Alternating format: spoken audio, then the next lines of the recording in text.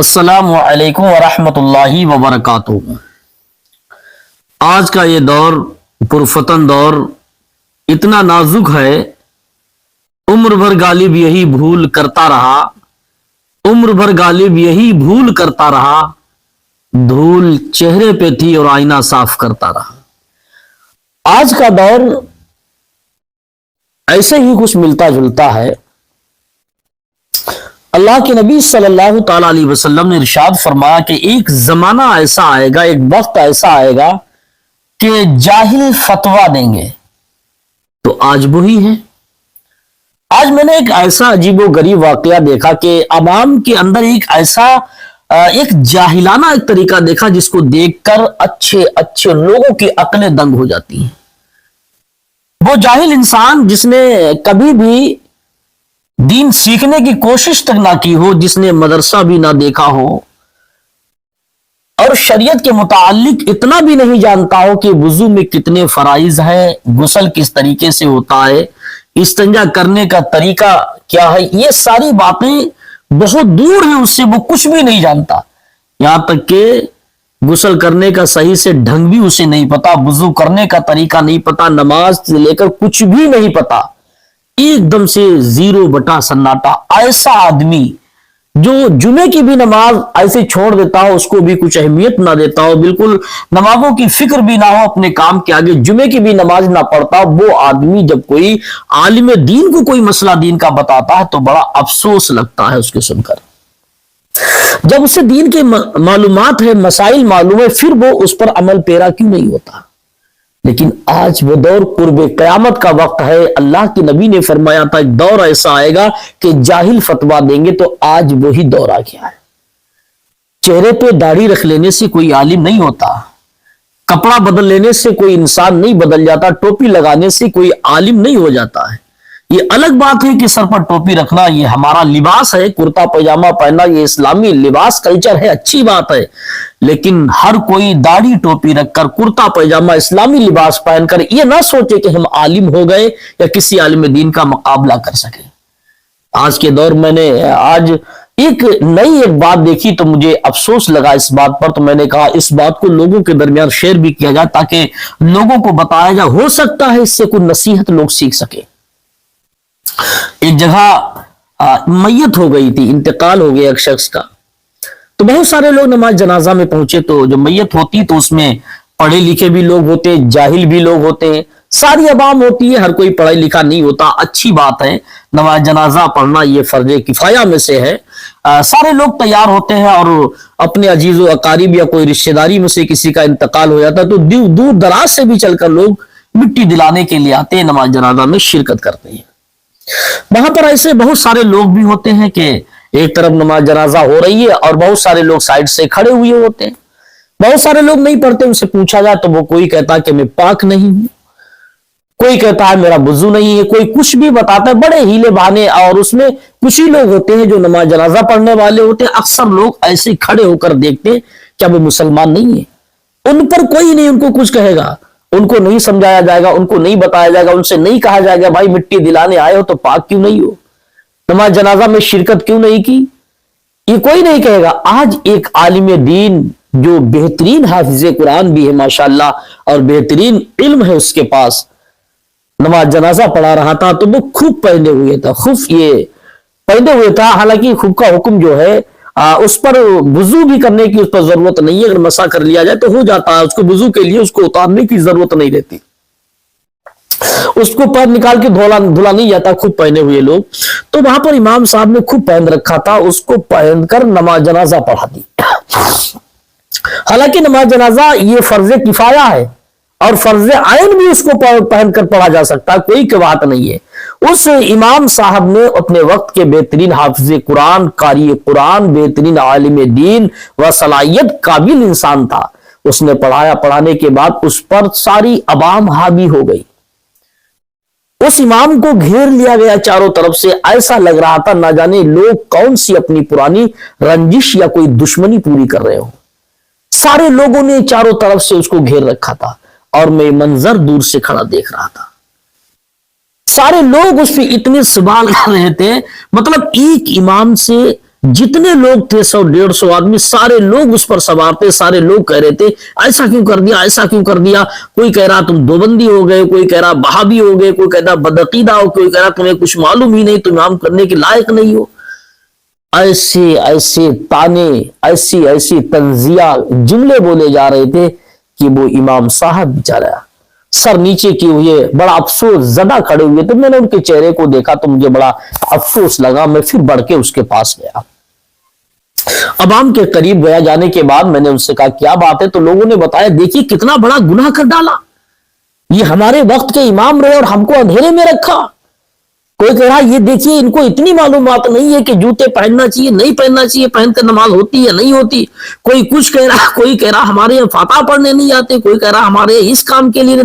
मतलब जितनी रंजिशें थी, जिसके घर में फाता नहीं पड़ी थी, सारे लोग कब्रिस्तान के पास खड़े होकर अपनी सारी जितनी रंजिशें थी, सारी रंजिशों की जुमला राई हो रही थी। सारे लोग ताना जनी कर रहे थे, तरह तरह की बातें बना रहे थे, सारे लोग अपनी खुनसों को पूरा कर रहे थे, सारे लोग अपनी दुश्मनी को निकाल रहे थे। ऐसा लग रहा था न जाने इस बेचारे गरीब इमाम ने किसका खेती जोत ली है, न जाने किसका बाप मार डाला है, न जाने किसके भाई को कत्ल कर डाला, किसके माल छीन लिया, किसकी प्रॉपर्टी हड़प ली, कौन सा ऐसा गुनाह उसने कर डाला। तो मैंने कहा बात क्या है। तो लोगों ने कहा देखिए इन्होंने जूता पहन के नमाज पढ़ा दी। तो मैंने देखा इमाम साहब खूब पहने हुए, तो मुझे बड़ा अफसोस लगा। मैंने कहा तुम सब जाहिल हो एकदम से। जब मैंने इतना कहा तो बड़े नाराज हो गए, मुझ पर भी सवार होने की कोशिश, लेकिन मैंने वहां पर इतनी बातें उनको बताई, इतना समझाने की कोशिश की, उसके बावजूद भी लोग मानने के लिए तैयार नहीं। बोले आज तक मैंने ऐसा नहीं देखा। हमने देखते कहां से, काश तुमने मदरसे में पढ़ा होता, उलमा की सोहबत में रहे होते, किसी आलिम दीन से ताल्लुकात किए होते। ताल्लुकात तो तुम्हारे किसी शराबी जुआरी से रहे, हमेशा तुम जुआ शराब पीते रहे, जुआ के अड्डों को आबाद करते रहे, शराब के अड्डों को आबाद करते रहे। तुमको क्या मालूम कि जूते और खुफ में फर्क कितना है, तुमको अभी इस चीज को क्या नॉलेज ही नहीं है। लेकिन अगर कोई मसला तुम्हें मालूम नहीं है तो उसको बताने की जरूरत नहीं, बल्कि इमाम साहब से मालूम करो। अगर वो ना बताए तो कहो, जब उनसे पूछोगे नहीं उसके बाद सवाल खड़ा कर दोगे तो एक ही सवाल बन जाएगा। आज के दौर में यही हो रहा है। आज सिर्फ ये वजह क्या है, चाहे कितना बड़ा कोई आलिम दीन क्यों ना हो, चाहे कितना बड़ा अपने वक्त का काबिल मुदर्रिस क्यों ना हो, चाहे कितना इल्म क्यों ना रखता हो, बेहतरीन हाफिज कुरान हो, कारी कुरान हो, बेहतरीन आलिम दीन हो, चाहे कुछ भी हो, वो इमामत अगर करने लगे तो उसे ये अवाम ये समझती है हमारे चंद पैसों कागज के टुकड़ों की गुलाम है। अवाम ये सोचने लगती है अब तो ये मेरी गुलामी में है, मैं इसको 100 रुपए मार देता हूं तब ये मेरी गुलामी करेगा।